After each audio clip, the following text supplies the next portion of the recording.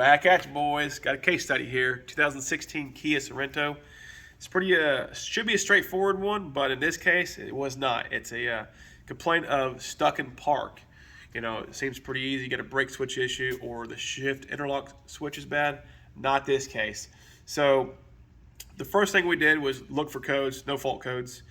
We pulled up data, looked at the, went to the body control module. There's an ATM, they call it, is the PID, and that's referring to the shift interlock solenoid.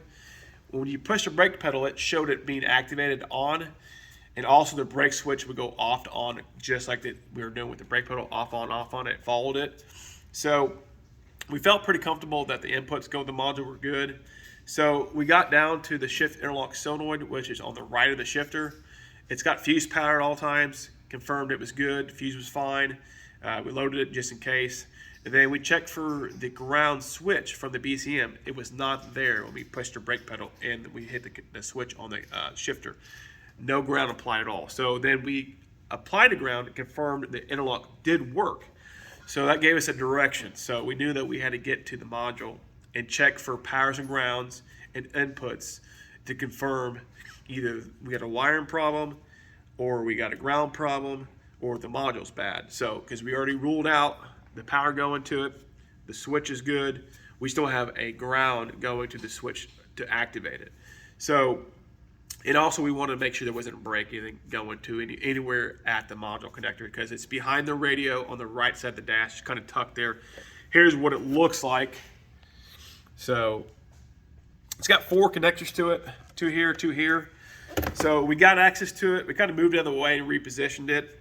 First thing we did was apply ground right at the connector. On the connector, I believe it's C, pin 19, it's a green wire. So we back probed it and put ground there. Shift solenoid worked. That confirmed 100% there was no break in that wire at all. So then we proceeded, every connector, we checked inputs. And what we did was, like for the brake pedal, I believe it showed ground, and then when you put the pedal, it went to power. Same thing with the shift interlock, all that stuff. We went, not the solenoid, but the shifter part of it. We checked inputs like that. They were all there, loaded all the power and grounds, it all passed. So at this point, you know, our testing says the module's bad. You know, you're always not 100%, you're always think you're missing something. But at some point, when you exhausted all your testing and everything's pointing at the module, you have to make a call. So we made the call, called the customer, bought a $500 module, but poker moment, put it in, and it worked. It fixed it. But I don't care who you are in this business.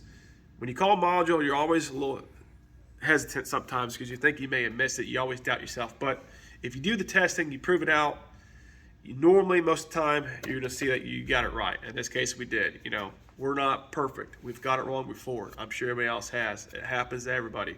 So, but all you do is learn from it, right? Because you missed something. And sometimes you learn from that. We've had it happen. Like I said, we called a module before and we learned from it.